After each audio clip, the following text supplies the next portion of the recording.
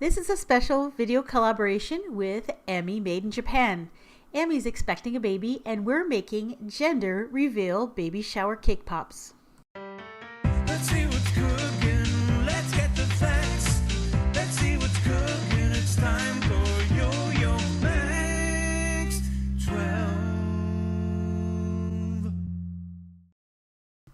Hello everyone! Making cake pops is pretty easy. All you have to do is bake a cake, allow it to cool completely, and then just crumble it up into a bowl until you get fine crumbs. Then you're going to add some frosting to the crumbs, and that's going to make a dough that you can form into your cake pop shapes. Now I'm using this canned frosting, and the amount of frosting will depend on the amount of cake you're using. If you're using a big 9 by 13 inch full-size cake mix cake, you add about 3/4 to 1 full can of frosting. You basically need to add enough so that when you stir the crumbs in, you get something that has a texture of kind of like Play-Doh.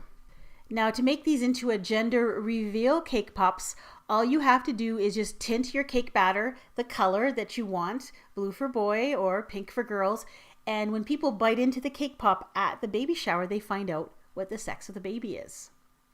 Now I'm using a cookie scoop to scoop out small portions. Now a cookie scoop is great because each of your little cake pops will be of similar size.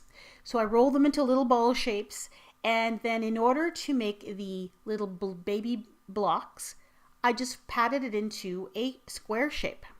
Very simple.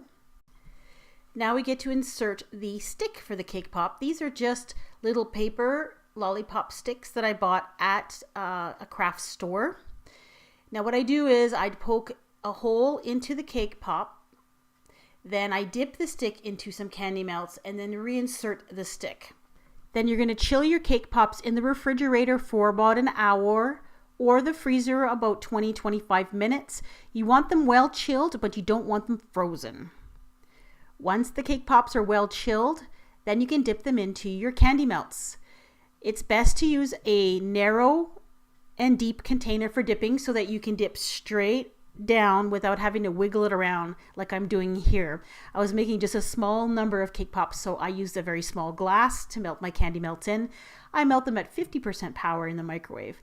I will have a frequently asked questions section in the description box of this video if you want some more information about candy melts. So dip it in, let the excess drip off, and then place it into some kind of cake pop stand, into a block of styrofoam, or even into a half of a cantaloupe. You just need something to hold on to them while they harden. So I dip it straight up and down and then just very gently tap, tap, tap along the edge of the glass until the excess drips off.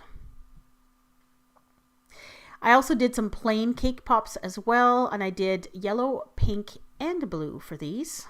Now I chose to double dip my cake pops, meaning that I dip them once, let the coating harden, and then I dip them a second time. Now the reason I did this is that sometimes you have problems with cracking on cake pops. You dip them once, let them sit, and after an hour or so you look at them and they're full of little cracks. So I find that dipping them a second time not only keeps them from cracking, it also makes a very nice finish to your cake pops.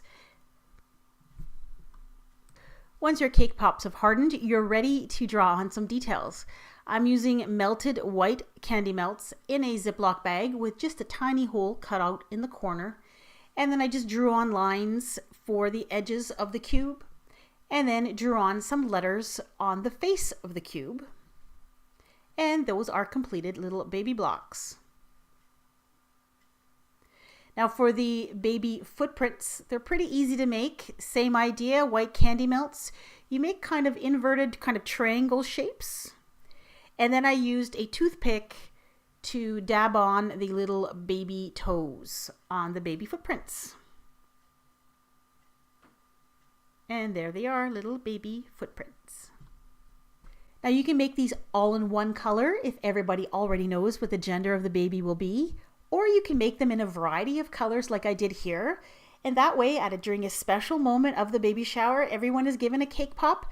And when they bite into it, the gender of the baby is revealed by the color of the cake inside. So I did little footprints, I did some baby blocks, I also did some that had a swirl pattern and just little dots. And I find they look really great all together in a grouping. Now these can be individually packaged as well. I bought these little bags, ribbons included. They came in a little kit at Michael's craft store. And that's an easy way to transport them if they're already wrapped. Thanks for watching, and don't forget to check out Emmy Made in Japan for her adorable Rilakkuma cake pops. And more importantly, you can find out if she's having a boy or a girl. Go check her out. So here's the cake pop, super cute Rilakkuma.